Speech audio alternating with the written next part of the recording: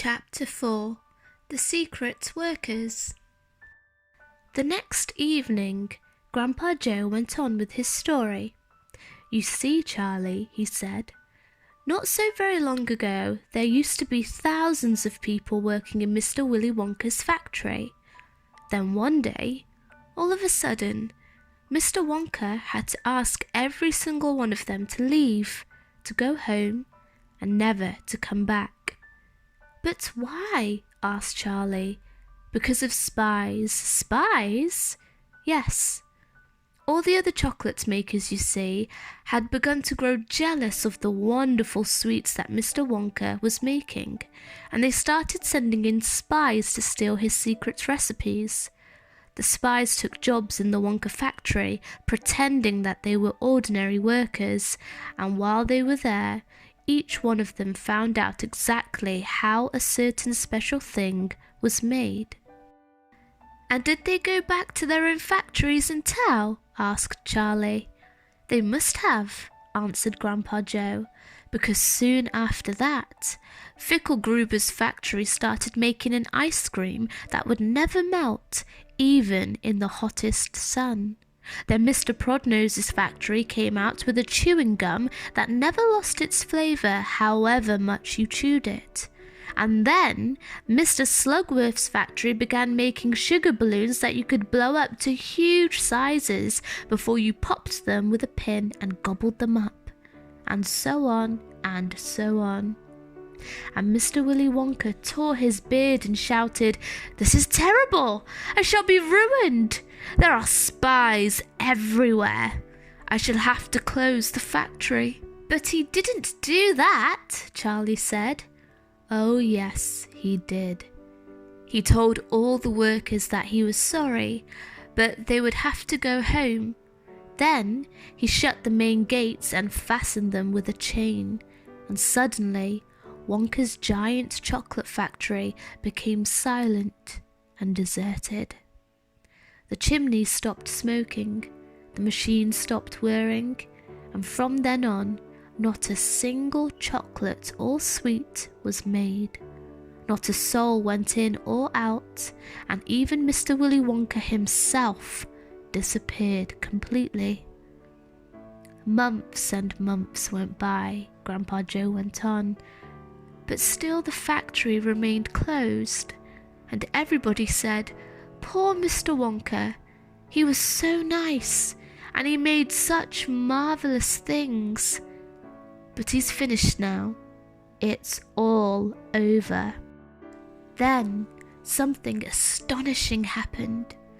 One day, early in the morning, thin columns of white smoke were seen to be coming out of the tops of the tall chimneys of the factory.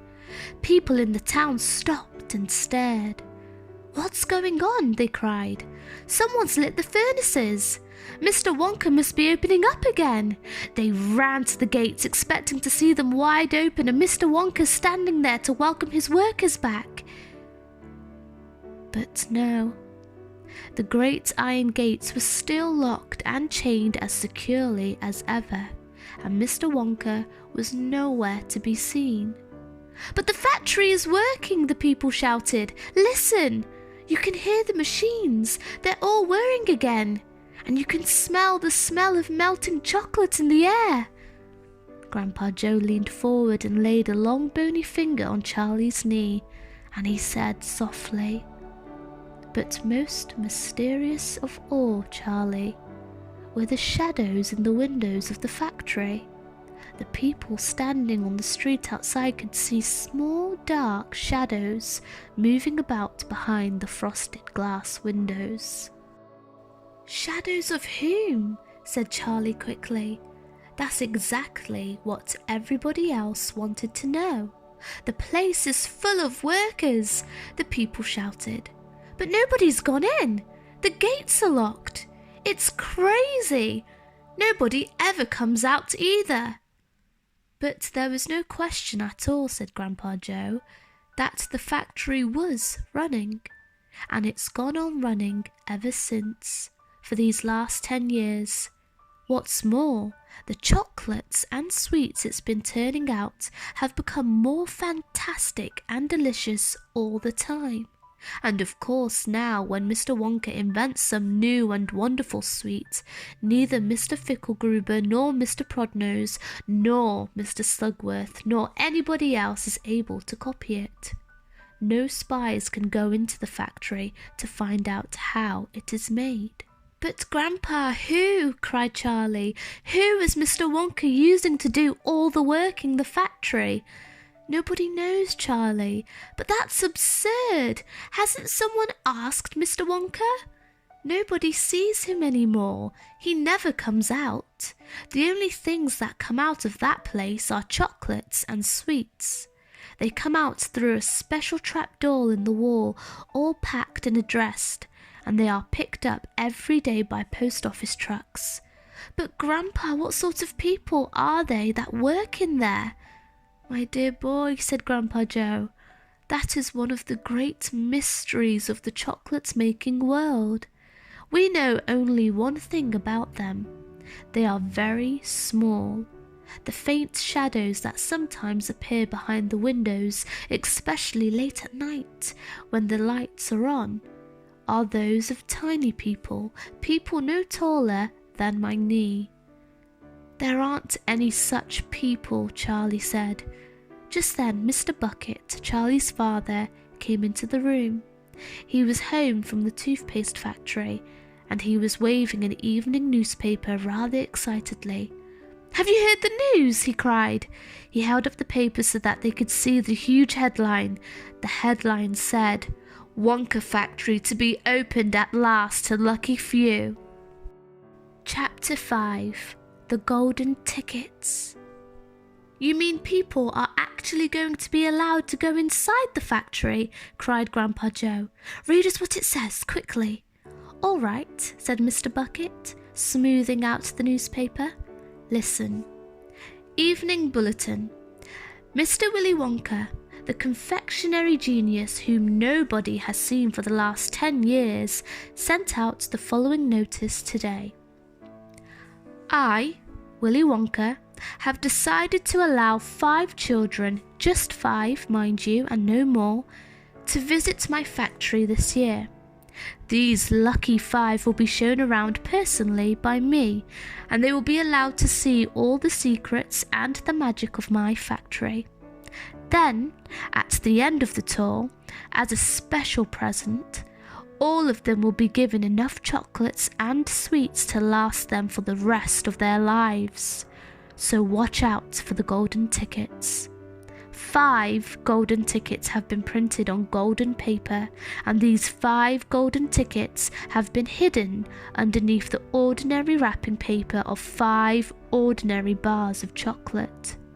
These 5 chocolate bars may be anywhere, in any shop, in any street, in any town, in any country in the world, upon any counter where Wonka sweets are sold. And the 5 lucky finders of these 5 golden tickets are the only ones who will be allowed to visit my factory and see what it's like now inside. Good luck to you all, and happy hunting. Signed, Willy Wonka." "The man's dotty," muttered Grandma Josephine. "He's brilliant," cried Grandpa Joe. "He's a magician. Just imagine what will happen now. The whole world will be searching for those golden tickets. Everyone will be buying Wonka's chocolate bars in the hope of finding one. He'll sell more than ever before. Oh, how exciting it would be to find one. And all the chocolate and sweets that you could eat for the rest of your life. Free," said Grandpa George. "Just imagine that." "They'd have to deliver them in a truck," said Grandma Georgina. "It makes me quite ill to think of it," said Grandma Josephine. "Nonsense," cried Grandpa Joe. "Wouldn't it be something, Charlie, to open a bar of chocolate and see a golden ticket glistening inside?" "It certainly would, Grandpa, but there isn't a hope," Charlie said sadly. "I only get 1 bar a year." "You never know, darling," said Grandma Georgina. "It's your birthday next week. You have as much a chance as anybody else." "I'm afraid that simply isn't true," said Grandpa George. "The kids who are going to find the golden tickets are the ones who can afford to buy bars of chocolate every day. Our Charlie gets only one a year. There isn't a hope." Chapter 6. The First Two Finders. The very next day, the first golden ticket was found. The finder was a boy called Augustus Gloop, and Mr. Bucket's evening newspaper carried a large picture of him on the front page. The picture showed a 9-year-old boy who was so enormously fat he looked as though he had been blown up with a powerful pump. Great flabby folds of fat bulged out from every part of his body, and his face was like a monstrous ball of dough, with two small greedy curranty eyes peering out upon the world. The town in which Augustus Gloop lived, the newspaper said, had gone wild with excitement over their hero. Flags were flying from all the windows, children had been given a holiday from school, and a parade was being organised in honour of the famous youth. "I just knew Augustus would find a golden ticket," his mother had told the newspapermen. "He eats so many bars of chocolate a day that it was almost impossible for him not to find one. Eating is his hobby, you know. That's all he's interested in. But still, that's better than being a hooligan and shooting off zip guns and things like that in his spare time, isn't it? And what I always say is, he wouldn't go on eating like he does unless he needed nourishment, would he? It's all the vitamins anyway. What a thrill it will be for him to visit Mr. Wonka's marvellous factory. We're just as proud as anything." "What a revolting woman," said Grandma Josephine. "And what a repulsive boy," said Grandma Georgina. "Only 4 golden tickets left," said Grandpa George. "I wonder who'll get those." And now the whole country, indeed the whole world, seemed suddenly to be caught up in a mad chocolate buying spree. Everybody searching frantically for those precious remaining tickets. Fully grown women were seen going into sweet shops and buying 10 Wonka bars at a time, then tearing off the wrappers on the spot and peering eagerly underneath for a glint of golden paper. Children were taking hammers and smashing their piggy banks and running out to the shops with handfuls of money. In one city, a famous gangster robbed a bank of £1,000 and spent the whole lot on Wonka bars that same afternoon. And when the police entered his house to arrest him, they found him sitting on the floor amidst mountains of chocolate, ripping off the wrappers with the blade of a long dagger. In far-off Russia, a woman called Charlotte Ruse claimed to have found the second ticket, but it turned out to be a clever fake. The famous English scientist Professor Foulbody invented a machine which would tell you at once, without opening the wrapper of a bar of chocolate, whether or not there was a golden ticket hidden underneath it. The machine had a mechanical arm that shot out with tremendous force and grabbed hold of anything that had the slightest bit of gold inside it, and for a moment it looked like the answer to everything. But unfortunately, while the professor was showing off the machine to the public at the sweet counter of a large department store, the mechanical arm shot out and made a grab for a gold filling in the back turf of a duchess who was standing nearby. There was an ugly scene, and the machine was smashed by the crowd. Suddenly, on the day before Charlie Bucket's birthday, the newspapers announced that the second golden ticket had been found. The lucky person was a small girl named Veruca Salt, who lived with her rich parents in a great city far away. Once again, Mr. Bucket's evening newspaper carried a big picture of the finder. She was sitting between her beaming father and mother in the living room of their house, waving the golden ticket above her head and grinning from ear to ear. Veruca's father, Mr. Salt, had eagerly explained to the newspapermen exactly how the ticket was found. "You see, boys," he said, "as soon as my little girl told me that she simply had to have one of those golden tickets, I went out into the town and started buying up all the Wonka bars I could lay my hands on. Thousands of them I must have bought. Hundreds of thousands. Then I had them loaded on trucks and sent directly to my own factory. I'm in the peanut business, you see, and I've got about 100 women working for me over at my place, shelling peanuts for roasting and salting. That's what they do all day long, those women. They sit there shelling peanuts. So I says to them, 'Okay, girls,' I says, 'from now on, you can stop shelling peanuts and start shelling the wrappers of these chocolate bars instead.' And they did. I had every worker in the place yanking the paper of those bars of chocolate, full speed ahead from morning till night. But 3 days went by, and we had no luck. Oh, it was terrible. My little Veruca got more and more upset each day, and every time I went home she would scream at me, 'Where's my golden ticket? I want my golden ticket!' And she would lie for hours on the floor, kicking and yelling in the most disturbing way.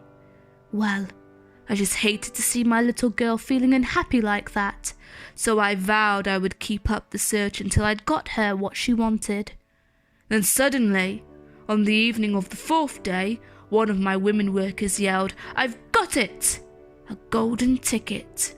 And I said, 'Give it to me quick!' And she did. And I rushed it home and gave it to my darling Veruca, and now she's all smiles, and we have a happy home once again." "That's even worse than the fat boy," said Grandma Josephine. "She needs a really good spanking," said Grandma Georgina. "I don't think the girl's father played it quite fair, Grandpa, do you?" Charlie murmured. "He spoils her," Grandpa Joe said. "And no good could ever come from spoiling a child like that, Charlie. You mark my words." "Come to bed, my darling," said Charlie's mother. "Tomorrow's your birthday. Don't forget that. So I expect you'll be up early to open your present." "A Wonka chocolate bar!" cried Charlie. "Is it a Wonka bar? Isn't it?" "Yes, my love," his mother said. "Of course it is." "Oh, wouldn't it be wonderful if I found the 3rd golden ticket inside it?" Charlie said. "Bring it in here when you get it," Grandpa Joe said. "Then we can all watch you taking off the wrapper."